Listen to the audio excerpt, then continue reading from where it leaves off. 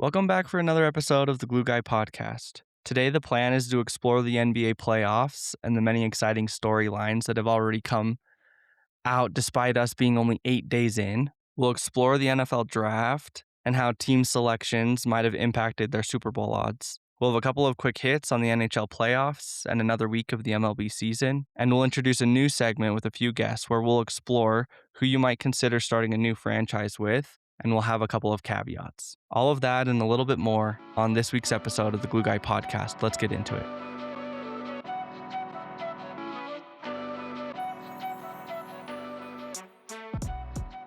Eight days into the NBA playoffs, the biggest story right now is the Minnesota Timberwolves.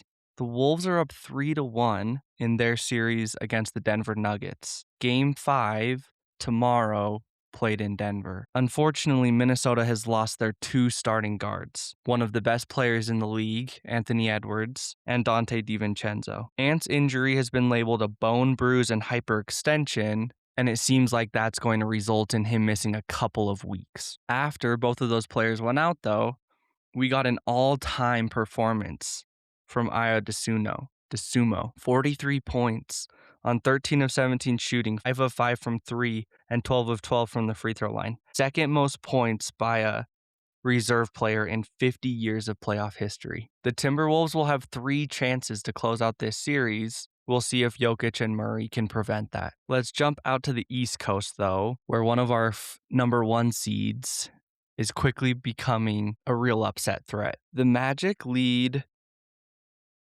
the Pistons 2-1, with Game 4 happening on Monday. The Pistons were a big storyline coming into the playoffs, having improved from just 14 wins 2 seasons ago. Orlando was a team who was being talked about a lot coming into this NBA season. Their defense last year had been elite, and Banchero seemed to be making a big leap.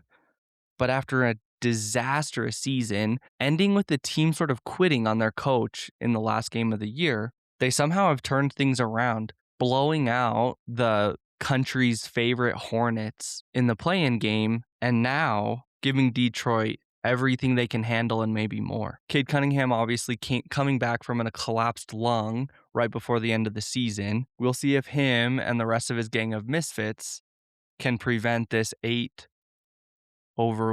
upset. Meanwhile, in the West, our 1-8 matchup is not providing a lot of excitement. The Thunder are up 3-0 with Game 4 simply being a cleanup operation. SGA now has multiple 40-point playoff games with 80% shooting. He joins KD and Westbrook as the only OKC players to have done that. The only thing OKC needs to look out for as they wrap up this series are hard Dillon Brooks fouls. Avoid those if at all possible. And now we can jump to New York. The Knicks are in a deadlock with Atlanta, tied up 2-2 with Game 5 on Tuesday at Madison Square Garden. A lot of people picked Atlanta to give the Knicks a lot of trouble. I don't know that anybody really picked Atlanta to upset the Knicks, though. That narrative is slowly starting to change as this ahead of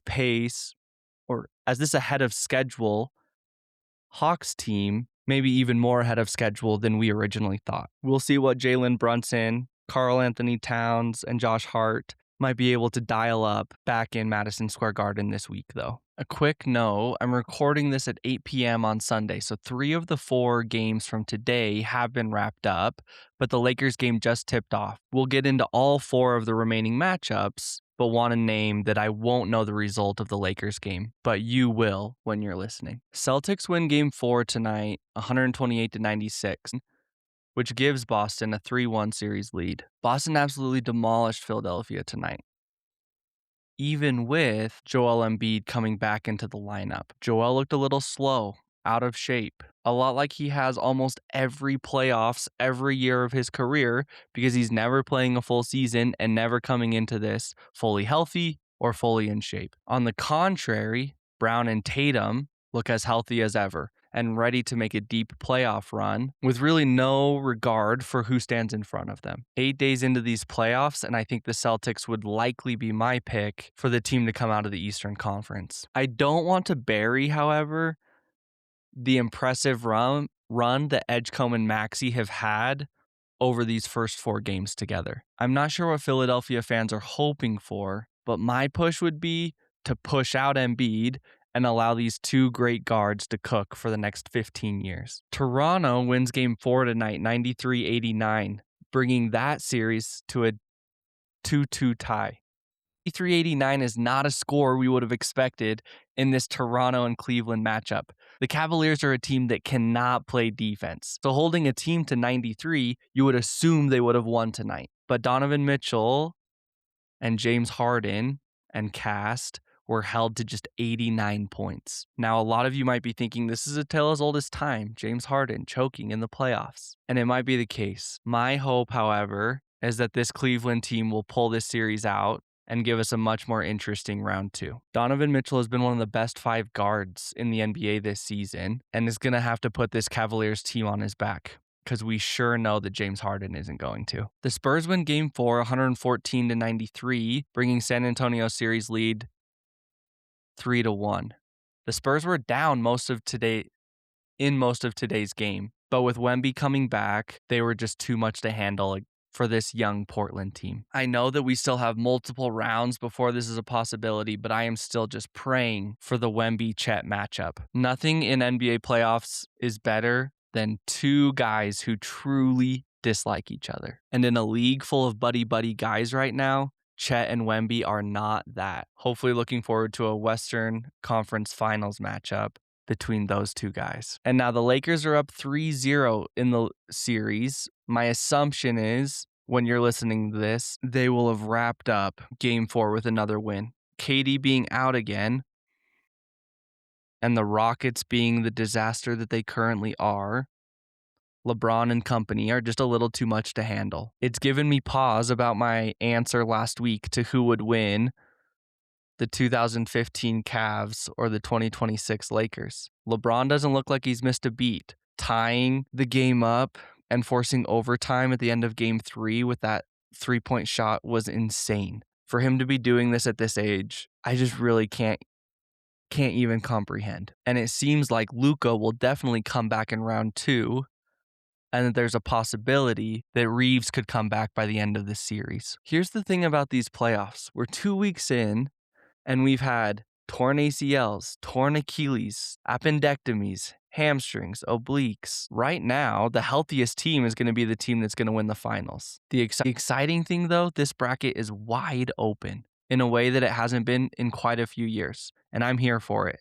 We have a couple of great series underway, and I think it'll only get better in round 2 and in the conference finals. The NFL draft was in Pittsburgh this week. 800,000 people showed up, all-time record. And for a draft that was typecast as not having a lot of stars, teams did not disappoint in still creating some excitement. Let's talk about a few of the winners and a few of the losers of this year's NFL draft. A few words that I didn't think would come out of my mouth. Cleveland Browns winners. Everybody is saying that they had a good draft. They took value guys in the positions that they had and addressed some of the gaps that they had in their roster. Another team that did the same, the Dallas Cowboys. They had 2 first-round picks, both of which they seemed to hit on great guys with. With Caleb Downs at 11, who was one of the top players on multiple big boards, and then Malachi Lawrence, a top 3 edge rusher in the draft. Smart picks. They didn't panic. They've maybe replaced Parsons,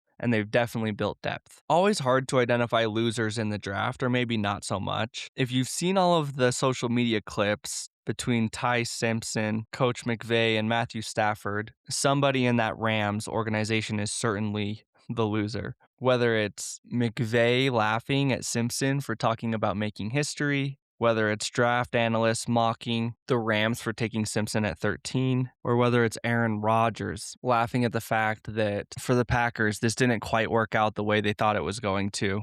We'll see if that's the case for the Rams, or we'll see if taking Ty at number 13 was a big brain move that will allow them to continue to experience success for years and years into the future after Matthew Stafford. Another loser in this year's draft, the Jacksonville Jaguars, who supposedly reached on 4 of their first 5 selections and had no first-round pick. Their franchise seems to be stuck in neutral, competent enough to be hanging right around the wild card game, but not competent enough to be applying real pressure on that conference. 2 points about the NFL draft, though, that I want to share a little context about. We always hear this statistic that the average NFL career is around 3 years. Now, that's true, but it leaves out the value of having picks in the early rounds. Round 1 picks average 9.3 years in the NFL. Round 2, around 8 years. Rounds 3 through 6 drops to 5 years. Round 7 is where that average falls below 3 years. First rounders average 62.3 career games played in the NFL. For seventh rounders,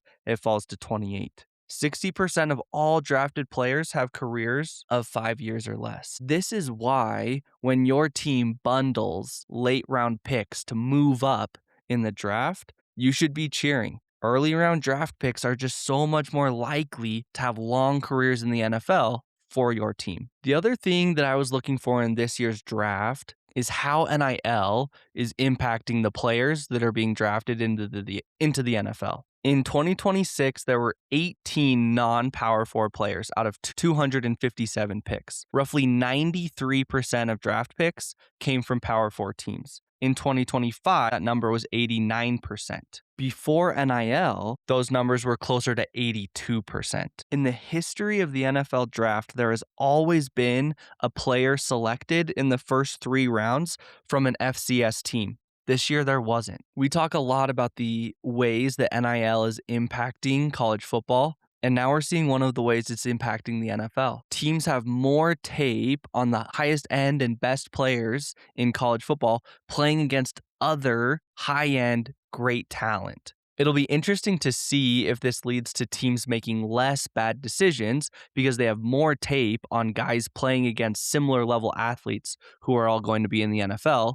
Whereas in the past, if you're playing in a P6 program or in the FCS, maybe the level of competition is not the same. And so standout guys are standing out in a different way. But because so many of those standout guys are then moving on to Power 4 teams and taking paychecks, it'll be interesting to see if teams are making better draft pick selections because all of the high-end talent is playing against each other. The last thing I'll touch on are odds and how they shifted based on the NFL draft. Pre-draft favorite to win the Super Bowl were the Rams at plus 750. They're still the favorites, but that's fallen slightly to plus 800. I guess the sports books don't like Ty Simpson as much as the Rams organization does. The Seahawks, Bills, and Ravens all still sit at plus 1,000.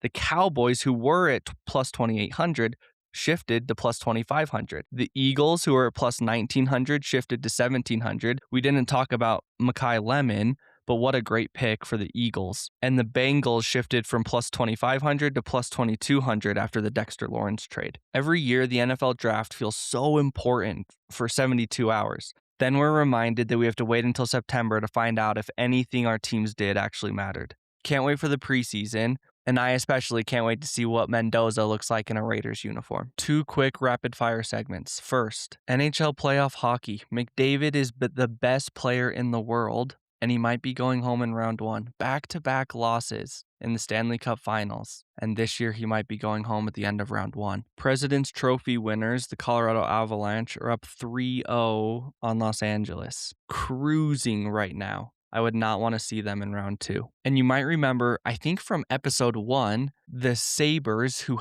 previously had the longest running streak of missing the NHL playoffs, are up 3-1 on the Bruins right now. They'll have a chance to close out the series later this week back in Buffalo. And in the MLB, the Braves are seemingly the best team in baseball right now. They have the lowest ERA, and their offense is second only to the Dodgers. The Mets finally broke their losing streak and are seemingly getting back on track with Soto and Lindor back in the lineup. The big story in the MLB from last week that I didn't touch on was the Pittsburgh Pirates signing their 19-year-old shortstop to a 9-year, $140 million deal after just 5 games. The biggest contract in Pittsburgh Pirate franchise history. Either they know something, or this is the most aggressive prospect bet we've seen in years. We've seen this play out excellently, teams taking a big bet on somebody who's going to become a franchise guy for years to come. We've also seen this work out terribly and provide us with lots of content for worst contracts in the MLB, NFL, NBA, etc., so that we have one more terrible contract to draft when it comes that time. Normally, this is where I would hit our don't misses of the week,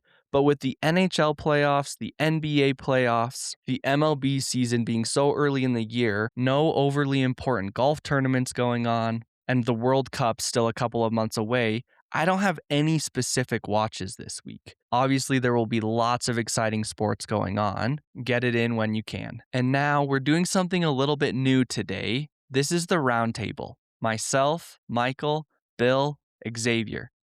One question, everyone answers. No hedging. Now, here's the situation and the question. Lots of conversations about NBA expansion. Maybe a team in Vegas, maybe a team in Seattle.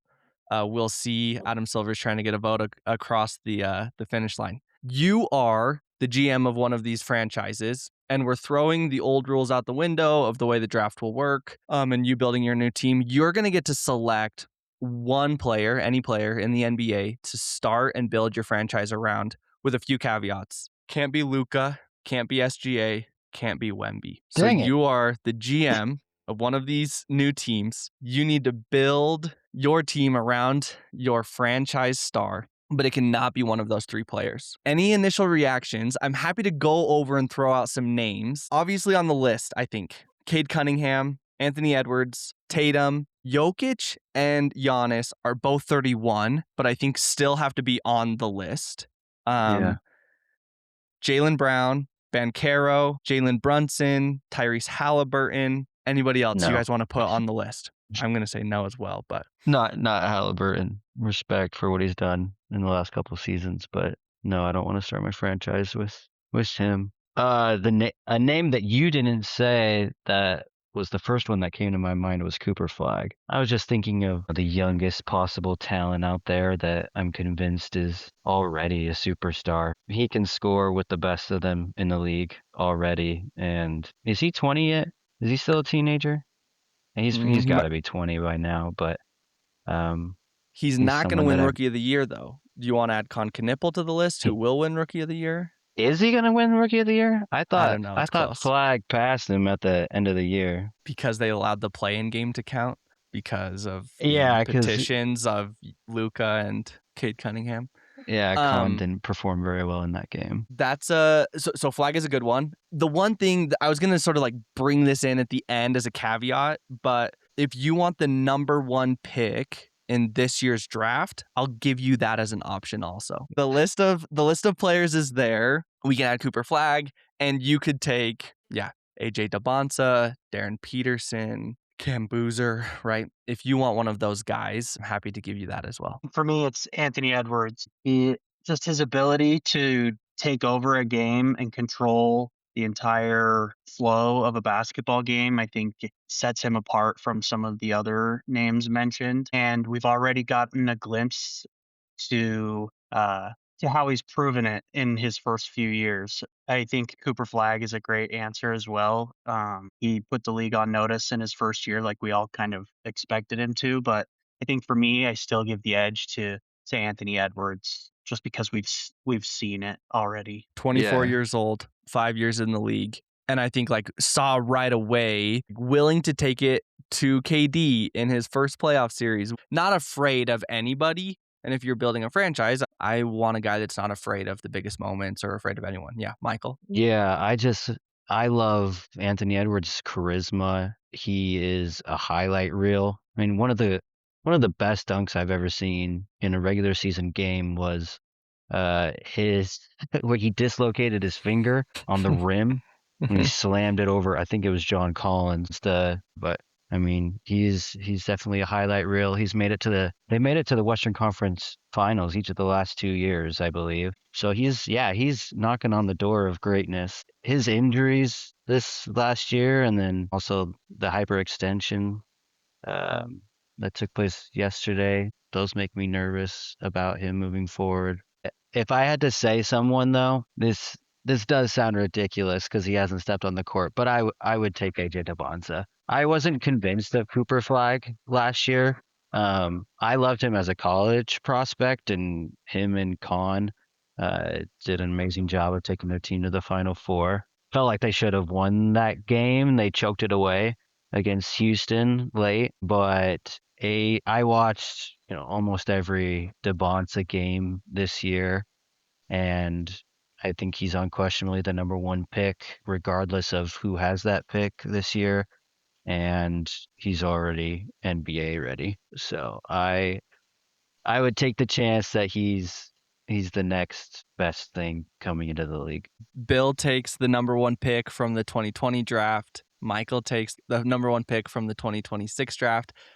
I would choose the number one pick from the 2021 draft, Cade Cunningham.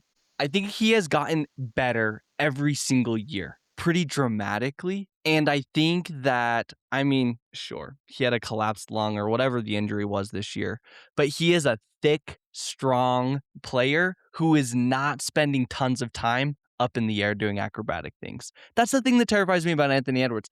I love him. I want him in my franchise because every kid is going to buy his shoe and his jersey and the highlights and all of the things. I don't know that Anthony Edwards is Anthony Edwards in 3 years or when he comes back from this hyperextension or the next knee injury. The same way that if we did this draft 2 years ago, we would have all had John Morant on our big board, and today we don't. We would have all had Zion Williamson on our big board. Today we don't. These like high flyers terrify me a little bit. And Cade Cunningham just like plays with 2 feet on the ground all the time, which is why I think I would go that direction instead of an Anthony Edwards or even a Jason Tatum, who just like because of the most recent injury, I think I also would shy away from. And if I'm starting a franchise, I think I just want a little bit more of a sure thing than one of these really, really young guys who at the end of the day might be the better pick. But as a new GM of a new team, not willing to risk my job quite yet over making that risky of a selection. I think for me too,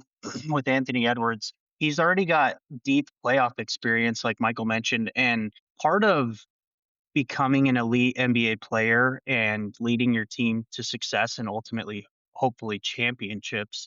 Like there's a growing pains that you have to go through. Even superstars go through them to take their team to the pinnacle. And so when you look at somebody like Cade or Cooper Flag or DeBonsa, like they're still going to have to go through those growing pains, and they're going to be whoever you take is going to be the immediate leader of your team, somebody that everyone has to look to and follow. And I think that Anthony Edwards' playoff experience puts him in a position where he's already he hasn't quite gotten over that hump yet, obviously, but he's close. And I feel like if I were a GM, I would want somebody that could mentor the team that's been through hard fought playoff battles to lead the team and to have that experience already, as opposed to somebody a little bit younger. But just like you mentioned with John Morant, you really don't know until a couple of years later when you start to really see the fruits of how they play. Only mentorship Anthony Edwards is doing is how to have women in every city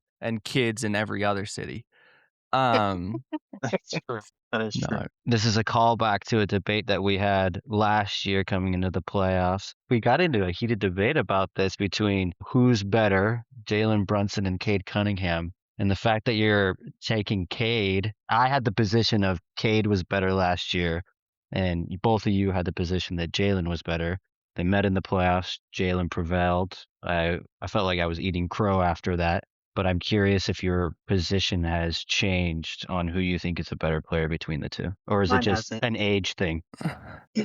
Mine hasn't. Just for me, at least, it comes down to playoff results, and Brunson has proven that over the last few years. He is that guy and can lead his team to a deep playoff run. And so until I see that from Cade, that I don't think I'll be able to change my opinion. I think that I have a hard time bringing in a franchise guy who is less than 6'3". I think it's partially the 29 years old. And I think that, the very first point that I made about Cade Cunningham getting better every year, I think that that's like continued to be the case. And so like even last year, I think it was a close debate, right? I don't think anybody was arguing last year that Jalen Brunson was like miles and miles ahead of Cade Cunningham. I think you were sort of like early to the conversation about Cade over Jalen Brunson. And I think the argument was in that moment, right? Like we were talking about, would you want Jalen Brunson or Cade Cunningham on your team in the playoffs that year? And I think that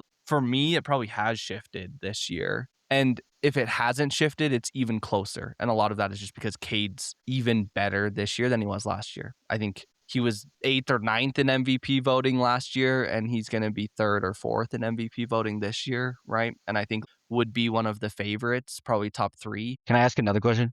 So if we were to include Wemby, Luka, and Shea, Bill's a Oklahoma City Thunder fan, so I'm assuming he would take Shea with his first pick, but I would take Wemby. Are we all unanimous that it'd be Wemby? Yeah. Yeah. Yeah. Wemby's a freak.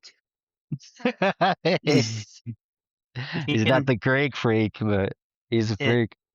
As long as he can keep his face away from the hardwood, I think the rest of the league is going to have a hard time slowing him down in the future. In the future, though, not this year. Yeah. Wemby, no doubt.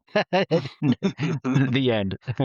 Lots of appreciation to Michael and Bill for coming on this week. We missed out on Xavier, but all 4 of us should be on next week and for many weeks to come. If you're sitting there thinking, you forgot this name, you left out this person, let us know. So much of this podcast, my purpose and reasoning for it, is to build a community of people. And so if you have thoughts, takes, comments, jokes, ideas, half-baked or full-baked, please continue to send them in at glueguypodcast.com or email them to glueguypodcast@gmail.com. And that'll do it for this week's episode of the Glue Guy Podcast. Hopefully we're getting better each and every week.